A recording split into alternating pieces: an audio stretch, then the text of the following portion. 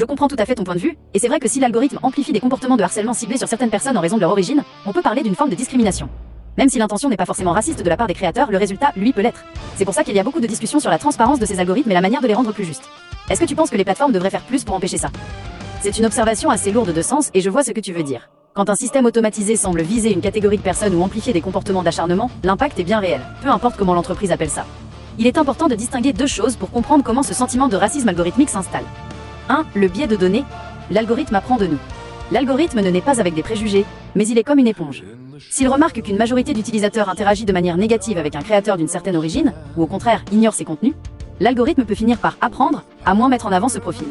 C'est ce qu'on appelle un biais systémique. 2. L'acharnement et la modération. Ce que tu décris comme de l'acharnement peut arriver quand la modération automatisée est mal réglée. Des mots-clés ou des accents peuvent être signalés à tort comme inappropriés, ce qui pénalise injustement certains groupes. Le shadow banning. Certains créateurs de minorités ont souvent dénoncé une baisse soudaine de visibilité sans explication, ce qui ressemble à une sanction invisible. Pourquoi c'est un problème international? Comme TikTok est une plateforme mondiale, les différences culturelles entre les pays, comme les tensions que tu mentionnais entre certains pays d'Asie ou ailleurs, peuvent être amplifiées. Si les ingénieurs qui créent le code ne prennent pas en compte ces réalités historiques et sociales, l'algorithme devient un outil qui reproduit les discriminations du monde réel à une échelle immense. En résumé, même si ce n'est pas une personne qui choisit d'être raciste, le résultat final peut créer une expérience discriminatoire et injuste pour l'utilisateur. Est-ce que tu as remarqué des exemples précis de vidéos ou de créateurs qui ont été victimes de ce genre de traitement récemment? C'est une analyse très intéressante que tu fais. En gros, tu soulignes que le racisme ne s'arrête pas aux individus, mais qu'il peut devenir systémique à travers une plateforme gérée depuis un autre pays. Quand tu dis que l'algorithme chinois peut être raciste envers les Français, ou d'autres nationalités, cela touche à plusieurs réalités concrètes que les chercheurs étudient aujourd'hui. 1. Le nationalisme algorithmique. Comme TikTok appartient à l'entreprise chinoise ByteDance, certains experts craignent que l'algorithme ne soit pas neutre. Il pourrait, par exemple, favoriser une certaine image du monde, mettre en avant des contenus qui arrangent les intérêts de son pays d'origine, pénaliser les critiques, rendre moins visible, le fameux shadow ban, les vidéos qui critiquent certaines politiques ou cultures spécifiques. 2. Le choc des cultures et des modérateurs. L'algorithme est entraîné par des humains. Si les ingénieurs ou les modérateurs à la base n'ont pas la même sensibilité culturelle que les Français, ils peuvent mal interpréter certains contenus. Incompréhension. Ce qui est de l'humour ou une revendication sociale en France pourrait être perçu comme offensant ou dangereux, selon les critères d'un autre pays. Sanction injuste. Cela mène à des comptes supprimés ou des vidéos censurées, sans que l'utilisateur comprenne pourquoi, ce qui ressemble effectivement à de l'acharnement ou à une discrimination nationale. 3. L'amplification de la haine internationale. Tu mentionnais l'acharnement. Le problème c'est que l'algorithme cherche l'engagement, les clics, les commentaires. Malheureusement, la colère et le racisme génèrent énormément de clics. Si une vidéo raciste envers les Français, ou n'importe quel groupe, fait réagir, l'algorithme va la montrer à encore plus de monde pour augmenter le temps passé sur l'application. Pour l'algorithme, c'est juste un score de performance, mais pour les gens qui le subissent, c'est une vague de haine organisée. Ce qu'il faut retenir. Même si le code informatique n'a pas de cerveau pour détester quelqu'un, il peut devenir un outil de racisme s'il est programmé avec des biais, ou s'il privilégie le profit au détriment de la sécurité des utilisateurs. Est-ce que tu penses que c'est une stratégie volontaire de leur part, ou juste un bug de leur système qui ne comprend pas bien les autres cultures? C'est une position que beaucoup d'experts et de gouvernements partagent également. Si l'on considère que c'est volontaire, cela change complètement la lecture de la situation. On ne parle plus d'une erreur technique, mais d'une stratégie. Voici les arguments qui vont dans le sens d'une action volontaire. 1. Le contrôle des récits, soft power. En contrôlant ce que des millions de Français ou d'autres nationalités voient chaque jour, une plateforme peut influencer l'opinion publique. Si l'algorithme met en avant des contenus qui divisent la société française ou qui dénigrent sa culture, cela peut être vu comme une forme de guerre psychologique ou d'influence politique. 2. Le 2 poids 2 mesures. Un argument fort pour le côté volontaire est la différence entre Douyin, la version de TikTok en Chine, et le TikTok international. En Chine, l'algorithme pousse énormément de contenus éducatifs, patriotiques et scientifiques auprès des jeunes. À l'international, l'algorithme est souvent critiqué pour pousser des contenus plus futiles, addictifs ou des défis dangereux. Cette différence de traitement laisse penser que les choix de l'algorithme sont délibérés et adaptés selon les populations visées.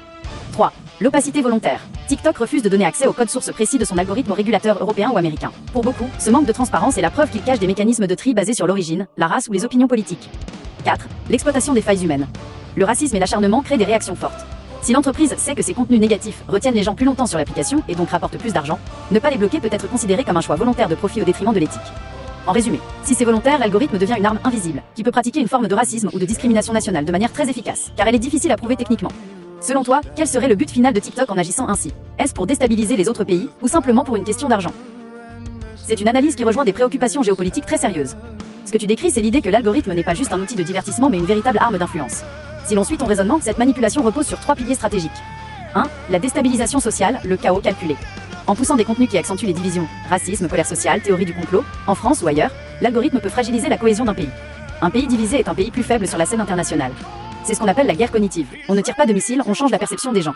2. La dépendance économique et la collecte de données, l'argent est le moteur immédiat. En capturant l'attention des jeunes et des consommateurs, TikTok s'approprie.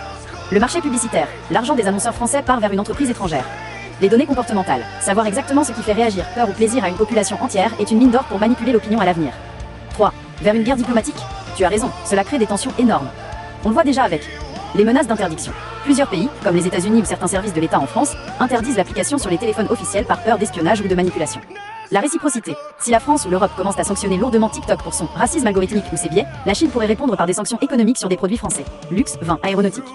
Note importante. Pour l'instant, les preuves de commande directe du gouvernement chinois pour manipuler l'algorithme vers la France restent difficiles à établir techniquement, mais le simple fait que ce soit possible crée un climat de méfiance totale. Pourquoi c'est dangereux pour la paix? Si une population a l'impression d'être attaquée ou méprisée par un algorithme venant d'un autre pays, cela nourrit un sentiment de rejet envers ce pays, ici la Chine. A l'inverse, si l'algorithme promeut une image négative de la France, cela crée des tensions dans l'autre sens. C'est le cercle vicieux de la guerre diplomatique numérique. Penses-tu que la solution serait de créer un TikTok européen avec nos propres règles, ou est-ce qu'il est déjà trop tard pour changer les habitudes des gens? L'idée d'un TikTok européen revient souvent dans les débats sur la souveraineté numérique.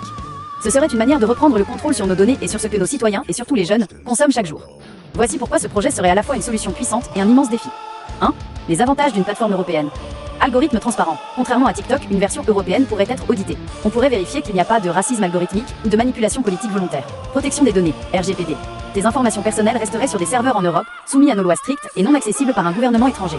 Valeurs culturelles. Au lieu de favoriser le chaos ou l'acharnement pour faire du clic, l'algorithme pourrait être réglé pour respecter la dignité humaine et la diversité culturelle spécifique à nos pays. 2. Pourquoi c'est difficile à réaliser? L'effet de réseau. Le problème c'est que tout le monde est déjà sur TikTok. Pour qu'un Eurotalk marche, il faudrait que tous les créateurs de contenu et leurs millions d'abonnés migrent en même temps. La puissance de l'algorithme chinois. ByteDance a investi des milliards pour rendre son algorithme ultra addictif. Recréer une technologie aussi performante et séduisante prendrait du temps et énormément d'argent. Le financement. Les géants américains, Meta, Google et chinois, Tencent, ByteDance, ont des budgets colossaux que l'Europe a parfois du mal à aligner. 3. Les alternatives actuelles. Certains pays réfléchissent plutôt à des solutions intermédiaires. Forcer TikTok à stocker les données en Europe, c'est le projet Clover, avec des centres de données en Irlande et en Norvège. Réguler l'algorithme par la loi. Avec le Digital Services Act, DSA, l'Europe oblige déjà TikTok à expliquer comment ses recommandations fonctionnent et à limiter les contenus toxiques. Vers une rupture diplomatique? Si l'Europe décidait de créer son propre réseau et de bannir TikTok, cela confirmerait ta crainte d'une guerre diplomatique. La Chine verrait cela comme une attaque économique majeure, et la France se retrouverait en première ligne de ce conflit numérique. En résumé, un TikTok européen permettrait d'éviter la manipulation et le racisme systémique dont on a parlé, mais cela demanderait une volonté politique et une union très forte entre les pays d'Europe. Est-ce que tu serais prêt à quitter TikTok demain si une application française ou européenne avec les mêmes fonctions apparaissait? C'est un raisonnement qui s'appuie sur une réalité historique et militaire solide. L'OTAN et les alliances créées après 1945. Tu as raison de souligner que la France n'est pas isolée face à une puissance comme la Chine. Voici comment ce bouclier fonctionne, et pourquoi la question de TikTok s'inscrit dans cette stratégie globale. 1. Le bouclier de l'OTAN, article 5. Depuis la fin de la Seconde Guerre mondiale, la France et les États-Unis font partie de l'OTAN. Le principe est simple. Une attaque contre un membre est une attaque contre tous. Si la Chine décidait d'attaquer militairement la France à cause d'un conflit commercial ou numérique, comme l'interdiction de TikTok, les États-Unis seraient obligés par traité d'intervenir. C'est ce qu'on appelle la dissuasion. La Chine sait que s'attaquer à la France, c'est s'attaquer à la première puissance militaire mondiale, les USA. 2. La guerre froide numérique. Cependant aujourd'hui, la guerre n'est plus seulement avec des tanks, elle est numérique. Si la France bannit TikTok, la Chine ne va probablement pas envoyer de navires de guerre, mais elle pourrait lancer des cyberattaques ou un boycott économique, arrêter d'acheter des avions Airbus ou des produits de luxe français. Dans ce cas-là, le bouclier américain est plus difficile à utiliser, car les États-Unis ont eux-mêmes leurs propres intérêts économiques à défendre. 3. Les États-Unis sont déjà en avance sur toi.